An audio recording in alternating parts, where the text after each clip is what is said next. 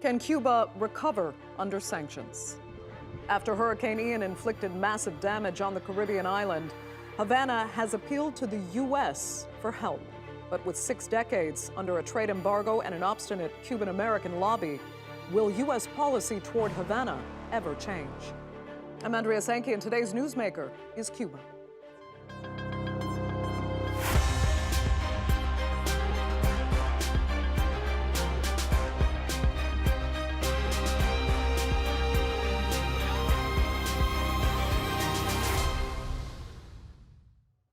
Cuba has been a political thorn in the side of the U.S. for decades, a communist island on the doorstep of the so-called freest country in the world. For nearly 70 years, Fidel and Raul Castro thumbed their noses at Washington and the U.S. blockade that prevents U.S. businesses and their partners from working there. And now, the effects of that embargo, the most enduring in U.S. history, might be having their strongest impact. Cuba is facing its worst economic crisis in 30 years. People can be seen standing in line for hours to buy bread, medicine is hard to find, and power outages are common. I don't know how the country can recover from the economic situation the country is in at the moment. I don't know how it can recover. I know that we will recover in a while. I'm sad because I don't know how we will recover. Well, a number of issues have exacerbated the country's bad fortune. COVID-19 shut down tourism, leaving popular resorts that provided foreign income completely empty. And Cuba's tourism industry has yet to recover. Then a massive fire this year, the biggest in Cuban history, destroyed the island's main fuel depot. That created a huge obstacle for the government to receive crude oil imports.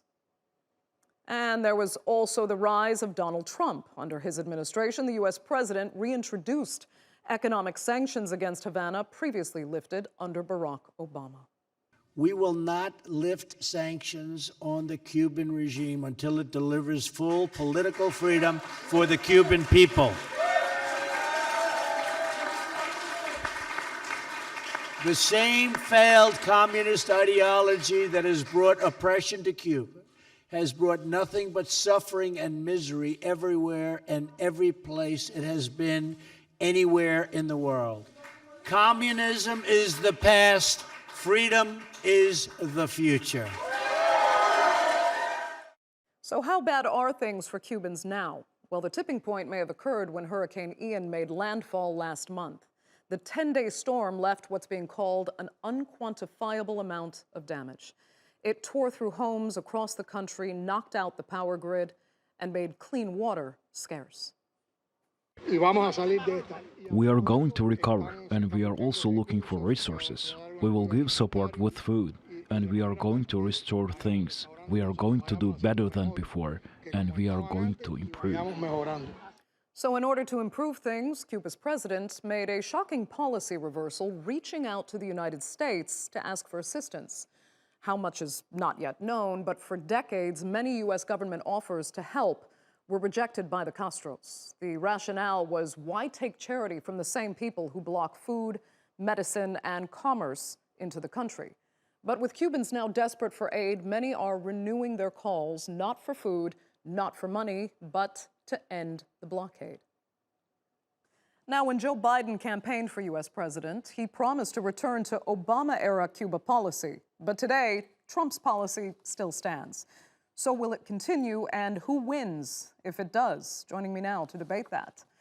And more are from New York, Manolo De Los Santos. He's the co-executive director of the People's Forum. From Miami is Julio Shiling, the director of the Patria de Marti news outlet. And in Buckingham, England, is Stephen Wilkinson, the chairperson of the International Institute for the Study of Cuba. Thanks all so much for being with us. Manolo, let me start with you, because your organization has been rallying for Cuba to get at least temporary relief from sanctions to recover from Hurricane Ian. Cuba has long done without U.S. assistance, so why is it so crucial now? Well, yes, you could say the blockade has been in place for 6 decades now. The Cubans, in a certain way, have learned to live with it. But the reality is that in the past 5 years, with the additional 243 sanctions that were originally placed by the Trump administration, but that Biden has faithfully continued and kept in place, life has just become extremely more difficult for the Cuban people. The inclusion on the state sponsors of terrorism list has prevented Cuba from even being able to access, being able to buy and trade on the international market because of bank transactions being denied by most banks around the world. Life, with the addition of the recent hurricane, the fire in Matanzas, everything that's happened in the last few years has just made life much more difficult. All we've asked Biden is, would you consider, out of humanitarian reasons, to lift temporarily some of these sanctions? Do you think he'll do it? I have little faith in Biden. He's already proven a lack of humanitarian concern for not just Cuba, for most countries in the region. And I think has his eyes set on somehow overthrowing the Cuban Revolution during his administration. Okay. Let me turn to Julio and tell us, why you think Joe Biden should not heed the call of Manolo's organization, and why should the embargo just continue after this long? First, if we're going to, the importance of having a serious discussion on sanctions against the Castro communist regime, we must respect language. The notion of a blockade is false, it's misleading, and it's politically designed to give an impression that is not real. It's an embargo. The communist, it's an embargo, but regime promoters, Cuban regime promoters and apologists like to call it that because it gives an impression. I wish there was an embargo. A blockade, which means Cuba's liberation could be, much sooner. But the sanctions are there to penalize a brutal dictatorial regime that it's been in power for over 63 years. Communist Cuba has received from the Soviet Union alone, from the former Soviet Union, more than 10 times the amount of the Marshall Plan. From Venezuela, a basic Cuban colony, they have ransacked the country by utilizing its oil production. It's involved in drug trafficking. This is the reason they're building all these hotels that nobody stays in Cuba, launder money. The problem with the banking is that as a result of the Russian invasion of Ukraine, Putin's banks were serving the communist regime in Cuba to sidestep sanctions by way of Russian banks, because of the fact that Russian banks are now being targeted as a result of their imperialist aggression. They're feeling it's not a coincidence that all the problems with the electricity has been since Russian aggression against Ukraine. Julio, I'll tell you what, I want to get Stephen into the conversation as soon as possible. Stephen, who's right here? You have two very distinct interpretations of what's going on. Well, I don't know where to start, really. The last contribution was, to my mind, extremely strange. If you were to complain that Cuba was using Russian banks because yes. Then the reason for that is it can't use other banks. The United States punishes British banks, it punishes French banks, it punishes Swiss banks, it punishes any bank that it can for dealing with Cuba. So Cuba has to deal with Putin. And that's the reason for that is the American sanctions. And okay, it's a semantic argument. Is it a blockade? Is it an embargo? No, it's not a semantic. Well, I can tell you that it's just a word that is used one side of the divide or the other. Not. The Americans insist on calling it an embargo, and the Cubans insist on calling it a blockade. What we're talking about are sanctions that have lasted for 6 decades that have not achieved their purpose, which is to overthrow the government. The government's still there. And incidentally, talking about it as a Castro communist regime is like going back 20, 30 years because, that's Cold War rhetoric, and the Cold War is long gone, and Castro is long gone, and the government of Cuba now has a civilian president, and things have changed on the island. And the last speaker was talking about a situation that doesn't really exist as far as I could see. Okay, well, let me go back to the last speaker then. Julio, and let me put this to you, because, Vietnam, for example, is not suffering under sanctions. Those were lifted decades ago. I mean, why has their communist leadership been acceptable and Cuba hasn't? I mean, why does Cuba continue to be the exception? Okay, Andrea, I would request, since, in all fairness to your audience, to be able to present a fair view, since we have two that are on the same, basically, side of, in effect, serving as apologist for the Castro communist regime, and I would be more than happy to come and discuss why that is still relevant. Why would you apologize for a blockade against the people of Cuba? That would be wonderful to discuss that. Words do have meaning. Why would you apologize two for wrongs so much suffering? Do not make. Let me finish my statement. Two wrongs do not make a right. In other words, what is going on in China and what is going on in Vietnam is incorrect. In other words, what has precisely commercial interchange with communist regimes in China and Vietnam done? Well, it's fortified the dictatorial rule. So there should be embargoes as well against China and Vietnam and other communist or socialist leadership elsewhere? First of all, Andrea, it's important to understand what exactly is the embargo. Communist Cuba can buy from the United States a host of agricultural products. Now, what it can have is access U.S. credit, which is really what they're interested in. In fact, the U.S. is the biggest humanitarian donor to Cuba. The U.S. is one of the leading exporters of agricultural products to Cuba. And curiously, since the rapprochement between the Obama administration and the communist regime in Cuba, the non-sector part of the economy has shrank. What has increased is the state capitalist enterprises that are military run that control 70% of the economy. We have a kleptocracy, a kleptocracy in Cuba in power. So the sanctions are very important, and it's important to understand two wrongs do not make a right. Okay, I'm not sure. I mean, Manolo, I'm not sure if you agree with the two wrongs don't make a right argument there, but do tell me what you find wrong in Julio's argument in general. Well, I think Julio is wrong on all counts. I think, first of all, anything that justifies a campaign of maximum pressure on 11 million people living on an island is just cruel and inhumane. Anything that justifies forcing millions of people into starvation, into deprivation, in order to outrageous. You can say their that. Political outcome is outrageous.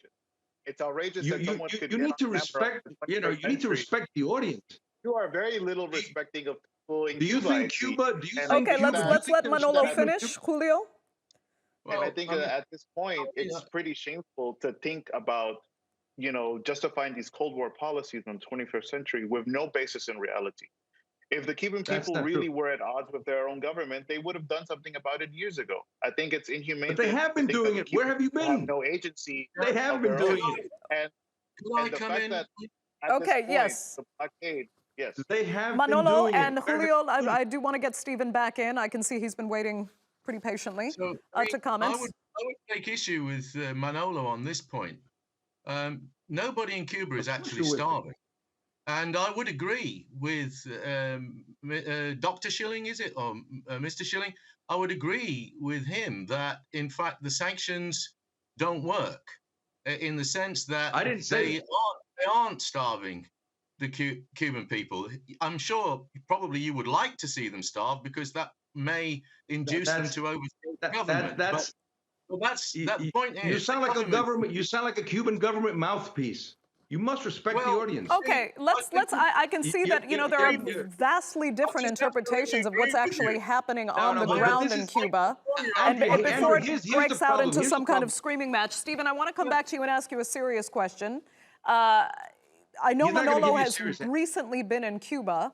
And Manolo, I'll let you give me your honest observations as well. But Stephen, I have spoken to Cubans who've told me that the hardships have been exaggerated outside of Cuba. How bad is it? Are people really waiting in line for hours and hours just to get bread? Are they starving? I mean, can you tell me factually that is or is not true? No, people aren't. I mean, starving is a strong word. I mean, let's use words properly. I mean, people are not dying because they don't have enough to eat in Cuba. The point that I was going to make before I was interrupted was this, that in fact, despite the difficulties that Cuba has, and in spite of the effects of the sanctions that the United States imposes on Cuba, Cuba has actually made a remarkable recovery from Hurricane Ian. There has been power restored already. Now, this morning I read in the newspaper that in Puerto Rico, which had a hurricane 5 weeks ago, there are still thousands and thousands of people who do not have power restored. And that is in the United States' responsibility. Puerto Rico is what would amount to be a colony of the United States. And there are people in Florida who are in extreme difficulties as a result of Hurricane Ian, and they're not receiving aid. You're misinforming people. You're misinforming. One of the difficulties that the United States has, and Biden's administration has, is if it gives in to the demand to send aid to Cuba, there'll be thousands of people in Florida demanding help there. And there'll be thousands more people in Puerto Rico demanding help there. So the Biden administration is in a very difficult position. Okay, Julio, but let me ask you this. I mean, Julio, do you and your organization see really any value in, these are UN statistics I'm giving you, and they have long praised the very impressive literacy rates in Cuba, the impressively low infant mortality rates, for example, the health care that Cubans continue to receive freely. Do you see any value in that? Would it be worth completely changing Cuba's structure in order to maybe bring it to the standard that is in the rest of Latin America, where literacy rates are much higher? Healthcare is not freely available the way it is in Cuba. In other words, is there any value in trying to work with the regime that is in place? Any whatsoever? Andrea, I'm glad you raised that question. I just want to highlight for the benefit of your audience, 99%, and this was 2 days ago, 99% of every Floridian has their electricity restored. This gentleman, they are totally misinforming the people doing this analysis. Okay, how many Floridians, though, have free health care? That's what they say. You raised, and I'm so glad you touched. Yeah, I'm so glad. Let me answer the question. She asked me a question. Let me answer the question. Go back to your corner. Andrea, the education and the health free is a total misconception, because it ignores. It's basically a static argument, because if we go to Cuba in 1958, where it had a higher literacy rate than many European countries, than Italy, for example, than Spain. The Castro regime built on an existing system. But let me come back to Manolo. In their case, the line that they're towing is. Okay, let me get back to Manolo, because the bottom line is the Biden administration really did promise during the campaign to return to Obama policy. He hasn't done so, and in fact, Cuba still remains on the state sponsors of terrorism list as per Trump policy. So Manolo, tell us why that hasn't changed. Why is Biden still stuck on what Trump built that he had rejected and now has the opportunity to amend and won't? Well, first, I wanted to clarify from the previous statement that while there isn't mass starvation in Cuba, that is the objective of the U.S. blockade or embargo, as you may want to call it. False. It's the objective, and I think that the Biden administration, particularly after the July 11th protests last year, has been consistently feeling and feels very confident that the Cuban government is on its last legs, that it can't resist, that it can't last any longer. And therefore, what Cuba needs in order to become a democracy on their terms is to continue to be under maximum pressure. That's Obviously, why you the blockade think Cuba is continues a to be in democracy. place. That's why the Biden administration has sought out, not just through its sanctions program, but through other means, to basically tighten the noose on the Cuban government and on the Cuban people. And I think we're seeing the effects of it. While there isn't starvation on the island, I would agree, you can see, I was just in Cuba, you can see that getting food has become much more difficult for the Cuban people. There's less of it, and what is available, it tends to be much more expensive because of the cost of importing food into Cuba.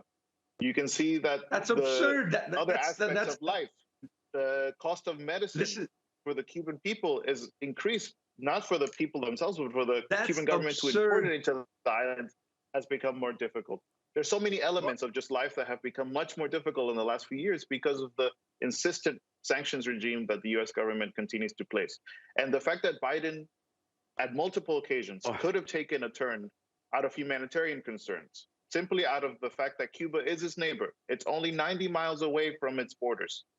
Could have taken a humanitarian choice to stand by the Cuban people, to actually turn the page and return to a process of normalization started with Obama. He has refused consistently, and I think that's telling of the Biden administration. Okay, I'll tell you what, I need to ask about this point as well. It is very important because for decades now, the United Nations itself has been calling for an end to the embargo. Only the U.S. and Israel have voted against dropping it. Stephen, you know, if the world is in favor, why do the U.S. and Israel hold out? What is gained? Well, Israel is a special case because Israel votes in favor of the United States at the UN General Assembly, but then ignores the embargo legislation itself and actually trades with Cuba. So, you know, it's a strange bedfellow with the United States on that one. I mean, the vote's coming up again on November the 3rd, and this is another contextual situation that the United States and the Biden administration finds itself in. It's actually facing a lot of opposition to its policies from Latin America.